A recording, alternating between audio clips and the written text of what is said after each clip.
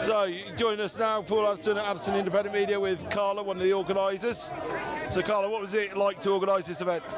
It was really good. I enjoyed doing it. We're intimidating, and we've done a few. I mean, this one's a lot bigger. The first one we ever did was Rotherham, and there were like 7 Patriots that turned up, and there were 120 lefties. So it's nice to see that people are actually not scared no more to say what they were thinking. Deeply, most people were thinking these things, but they didn't say it. So the more people that stand up and understand that it's not racism, it's not about race, it's about protecting who we are as people, it's about protecting as children, it's about safety. We don't know who these people are. We have a passport to come into Britain for a reason, you know. I feel that there's some kind of darker, deeper thing that's going on in the reason that these immigrants are being allowed in as they are. I do feel that we're intentionally being led to civil war. I mean, you've only got to look at what happened with the 3 little girls that were stabbed. A week after that, Starmer said, I'm going to give 117 million to protect Muslims and mosques. Why didn't he give 117 million to protect children and buildings? Yeah, the young girls that were stabbed, yeah. Yeah, so I think now the people are doing what the government should do. We've got a rogue government. What did Starmer say? He was asked if he was given a choice to protect, to be a part of Westminster or Davos, who did he pick? And he picked Davos. Yeah. That's treason. So we were asked by people of Skegness to come and support Skegness, and it took a lot of work, a lot of effort, a lot of mental stress, but it's worth it. And it makes me proud to see everybody standing up and seeing that everybody's behaved, nobody's misbehaved, nobody's done anything wrong. It's really nice, it warms my heart, and I just hope that everybody who believes in this and agrees with it starts to see that if you're not with us, you're a part of the problem. You're against, you're the reason why it doesn't change. You know, if everybody keeps leaving somebody else to do it, then nobody would stand up. So I'm just asking that everybody stands up, everybody starts to come and join. You know, I travel 2-3 hours. I know nobody can do that, but you've seen many people today come in wheelchairs. You know, there's young fit lads that can make an effort. Turn off TV, turn off your football matches, and come and support your country. And obviously, I know there's a little bit of a team behind sort of you and Steve, but obviously people that don't realise how many hours, how many sleepless nights goes into actually planning and organising one of these. I'd say into actually hours. I mean, we've been doing it for a good probably 3 months, 4 months, so it's a daily thing. It's probably about 2 hours a night that you're talking about. 2 hours a night, lots of phone calls in the night, in the evening. Lots of phone calls in the night, in the evenings. Sometimes 11, 12 o'clock at night. Lots of leaflets, lots of cost. You know, we don't ask for funding. We don't want funding. It's for us. It's a personal thing. We don't believe in funding. We don't think. We think that people, obviously people who do it as a full-time job like yourself, and you have to come out and it's a job where you're living, but when there's a group of us, we spread it. So I'll buy the flag at £70, somebody else will buy something. So that's what teamwork is. And we're doing it for the sake of the future children of England, because if we had people protect us during the war, right? If we don't do this, who's going to protect his children? And they've said that when you look at, I think it was said in the House of Commons or House of Lords, that by the time a white child reaches 40 in UK, it will be a minority in UK. You imagine that in Africa? No, now, and again, it's not about racism. What happens when that happens? You end up with a dominant culture, a dominant religion. And it's one that doesn't fit with us. And you look at all the, for example, Pakistani grooming gangs. There were 250,000 white girls raped during that time, up to 250,000. They've not all spoken out. And I was a social worker at the time during that. And we had to have there was bars at an homeless place that I worked. There was bars on the window and the police come and the girl they basically smashed the window, broke through, and the Asian gang. So then we had to put bars on to stop it happening. It was crazy at the time, but it was people in silence, working up, building up, too scared to do anything because they were getting police going out and warning us, you're not allowed to do this or you're not allowed to say that. Now, I don't blame it's difficult. I don't always blame the police at a local level because they're told from a higher level, but they still have an accountability. When you sign your oath to this country, at some point they've got to start waking up, and I think a lot are now. I'm seeing a lot of difference. The one in Rotherham that we ran, again, it were only 7, but it was one of the best because it showed 7 people against 129 people and lefties at the time.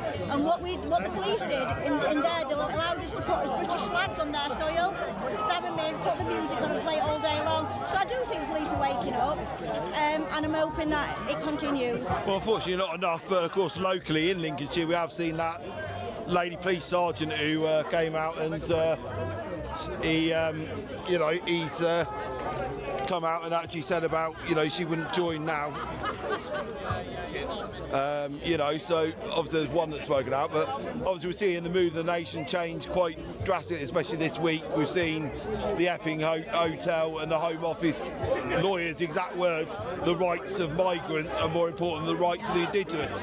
Exactly. Rape. I don't understand the lefties, the communists. The communism, I feel, they're using Islam to create a joint war. That's the idea. They did that. I was speaking to a man from Iran who comes to Tommy's things, and he said to me that he saw the exact same thing happen in Iran, what is happening in UK, and the connected Islam and communists together to make them more powerful. Now, what I don't get with these lefties apparently stand up for women's rights and gays and gay pride and lesbians.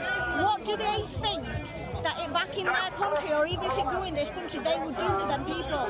Do they think that they're going to have gay rights? No. Do they think that... no, you'd be thrown off a tall building in Iran, exactly. wouldn't you? It's complete. And it's also, they stand there. We had a Jewish friend that came with us, and we were stood during the protest, and they're there calling us Nazi scum, right? Bear in mind, we've got a Jewish stud with us, so I'm like, hang on a minute, you're calling us Nazi scum, you're mocking him, you're pointing at his Star of David, you're laughing at him, but while you're laughing and pointing at him, you're calling us Nazi for him being, and looking at him and calling him Nazi and laughing at his Star of David. They're hypocrites. I think I've seen a lot of young people there, and we've had a few lefties actually come up to us during protest and shake his hand. And I stood back and I thought, was I like too much the other way? And I thought, no.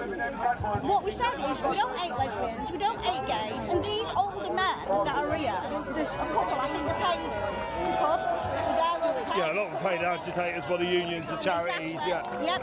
I mean, what union does that? They should be allowed. Well, you should be allowed mainly Unite and Unison, but yeah, RMT. Yeah. So there's a number of them. But so I mean, obviously, do you think this reason these movements so important are kind of, we're working hard to keep it peaceful, but do you think, as the suggestion has been, that the government are trying to cause civil unrest so that they can institute the Civil Contingencies Act, knowing that Labour are never going to get in again, so they can basically suspend elections? Exactly, yes. They want that. They want digital ID. They want that as well. That's a movement. It's all planned. It's everything about control, isn't it? It's World Economic Forum that I think is behind that. Now, what we need to start doing is having a look who are the World Economic Forum. Who are those people? Yeah. We need to start asking these questions. And the people behind it, they're funding it, Bill Gates and Larry Fink and all that. Is it Soros as well? He's he's pretty smart. Rothschild. He backs both of them. He backs one side, he backs the other side. So yeah, they're very good at setting us against each other. They know exactly what they're doing, and they're trying to create a civil war. They want a civil war. Well, look what they're doing to farmers. 33% of farms they stopped growing in UK to protect the bees. Now, I'm all for protecting the country and protecting the bees and stuff like that, but why didn't they use hedgerows at side of motorways? Why do you have to give up farmers' land? Exactly, Even farmers have said this is not good land for that. There's it's like solar panels as well. Why not, shelter cars from getting too hot and put them in car parks? Exactly. Rather than farmland, prime agricultural land. Yeah, and the windmills, they've said how long they take to, I think it's more like 25 years for them to decay. And the amount, that's plastic into the soil. They're massive for years. And like I said, I'm hoping that we get a good, strong, right-wing government. My concern is the ones that often get in are bought, and they've been bought out by money. We need somebody who's going to come in and isn't about money. Well, would you say the same about Nigel Farage and, of course, a lot of his backers being Muslim donors? So, yeah, I have my concerns there, yeah. I don't think if you're a true Muslim that you would, it's like a Christian going against a Christian to push something. You wouldn't, as a true Christian, you wouldn't do that. So I don't believe they're either not a true Muslim or they are there for their own agenda. But you've only got to look at Home Office, you've only got to look at the people behind people who are sending them back. They're not white English people. Now, I know white English people shouldn't just have all those jobs, I get that, but you would expect some of them. There was about 15, the ones that I saw. Well, considering it's the main sort of civil service department of our government, you would expect it to be majority British. Yep. However, we know there's over 700 Islamists in the Home Office, running the Home Office, you know, so... Exactly. So I mean, obviously, just to ask, because you know, got to ask it. So if you were, you know, to my followers, if you were advising on a party to vote for tomorrow, if there was general election tomorrow, who would you advise them to vote for? Okay, so right now I would say Farage, but that is not because I want Farage. Ideally, in an ideal world, I'd go for someone like Nick Tankona or Rupert Lowe. The only reason why I'm saying why I'm saying Nigel Farage at the moment, because I fear it'd split the vote. However, we've got 4 years. We've got 4 years to do this, and 4 years that it doesn't have to be Nigel. People have to stop just going like they did before. We did this mistake before, you know, getting on the bandwagon. We have to sit back and we have to look at the words. Now, Nigel was saying, is it Begum? Her name's Begum. He was talking about her coming back because she's not a terrorist. Shima Begum, yeah. Yeah, well, she hadn't actually committed terrorism, so we have to consider her coming back. Hang on a minute, she mocked men getting their heads chopped off. And then also, he said that he laughed and mocked it when they were talking about mass deportations. And he said it's not possible. Of course it's possible. Germany's done it, Greece has done it. Why is it not possible? It's not possible because he won't make it possible. You know, so I don't understand, for me, why people would vote someone like Farage if we've got a better chance of getting someone out. I think Farage has been bought. I heard him. It's weird because a lot of people who are kind of on the right are pro-Israel. I'm not pro any of them. I think that they have both got their own agendas. And for my personal thing, he stood up, Farage, and he turned around and he said, he basically encouraged people to go for Israel. And when that happens, often they have been bought. So, and they are big backers. There's a lot of money. They're behind all the big backers, Israel. And you know, I'm not pro-Palestine either, but I just disagree with a lot of the. Sometimes I don't quite fit in because, in my view, what's happening in Gaza is genocide and it's wrong.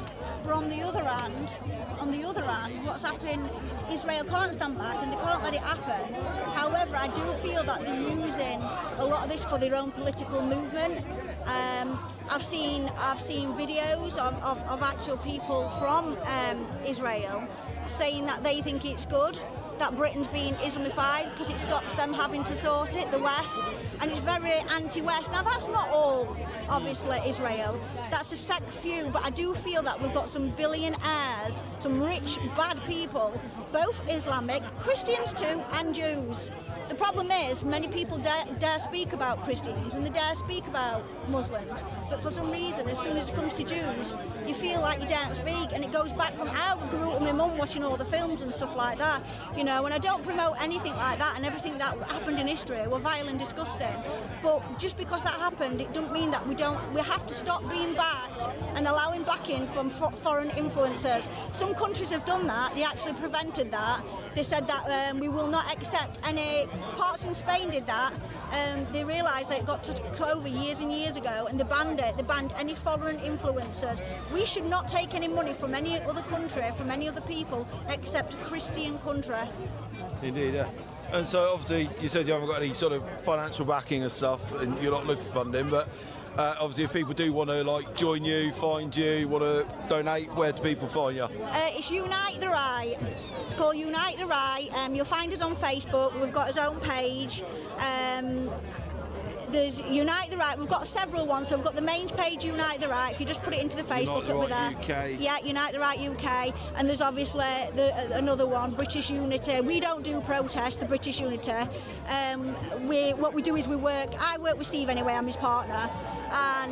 But British Unity we set up because we was working with some people that we felt was taking money and stuff, and we weren't about that. So we moved away, we set up his own group, and we are literally so we've got one called it's British Unity Network, and what we do, any protest up and down England, we put them all on that page. So everybody can just click on that page and see every single protest up and down England. I mean, it'd be good for you to join, because you'll be able to. And so, obviously, like I say, I know you're not looking for funding, but for some of the people like that I speak to that follow me, that say old age pensioners, because of health reasons they can't get out here, but they want to maybe support it with giving you a £5 or whatever. Is there methods, if they find you on your Facebook, that they can do that? Yeah, if they go on the actual main Unite the Right Facebook, UK, and then they can click on there, and then they can come through to ask for admin on it, like Steve Dand or me. Have you got, say, a link on there, like buy me a coffee or anything like that? No, we've never put a link on it. So they could contact us directly if they wanted. We've never set one up because we didn't.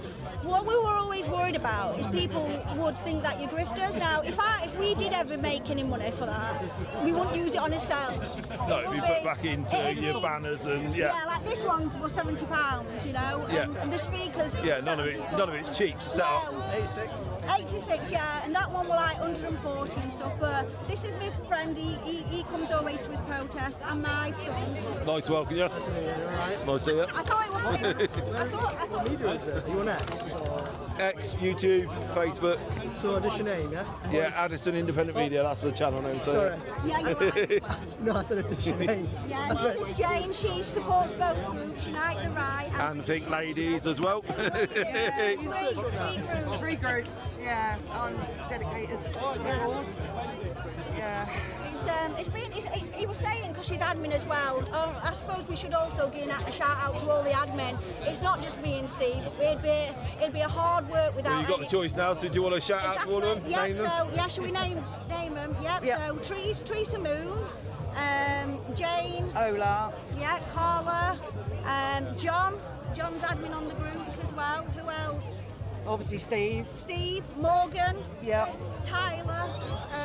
Gosh, got loads. Yeah, absolutely loads. Steve would help them. I run the Norfolk one, so we've got sort of spread around. We have fractions, so there's like Norfolk and then there's Yorkshire. So we're not only running a main group, we're then running fractions of the group because it starts in the community. Yeah. There's like obviously the Great British National Party, is it? I think. Protest. But the thing with those is often. They gather, and we've had it before. We used to be in one called Uniting Britain, which we left. But the problem is sometimes with those, is it? I think. Protest. But the thing with those is often they gather, and we've had it before. We used to be in one called Uniting Britain, which we left. But the problem is sometimes with those, they gather the members, and then if they close down, all the members become defractionized, and you lose the community. What we're doing is we're keeping it in the community. We're supporting the community, and we're saying we want you to stay. We don't want you kind of becoming us. So it might be like, if Jane's group's Norfolk, it'll be Norfolk, Unite the Right, but it's still Norfolk, it'll always be Norfolk. Always be Norfolk. So if me and Steve happen to do something, that's always Jane's group. So it's about giving people the power locally, letting them do what they want. We will come and support them anywhere in the country, basically. Like I've come up from Norwich to support these guys today. You've been down to Norfolk before, haven't you? So it's about us. Like 3.5 hours travel. Yeah, so they were saying like money, do we take money? I said, we don't take any money. No They said if anybody wanted to. I said, well, if they did, then we'd obviously be grateful. I would say, because speaking of some of my followers, that are pensioners, things like that, due to ill health can't come out, but would love to support, one of the ways they might want to do is say gift a £5, so was there a facility for that? I said if they did and they wanted to do that and it made them feel better, they don't have to give a lot, that's just a little bit, £1, if they wanted to. But like I said, we're not about that, but if we did, we'd only put it into flags, to more banners, anything back into the country. And it'd be receipted. Accounted for, receipted. Everything before would be put out straight away, not kept to the end of the year. it'd be put out straight away. This is what that money went on. Oh, fantastic, guys. Yeah, we were just. So this Carla and Unite the Right UK guys, so if you want to find them again, you can head to their Facebook page and find them at Unite the Right and Unite the Right UK guys, and you'll find links to all their other Sprinter pages as well on there. Thank you very much. Thanks for speaking to us. Thank you.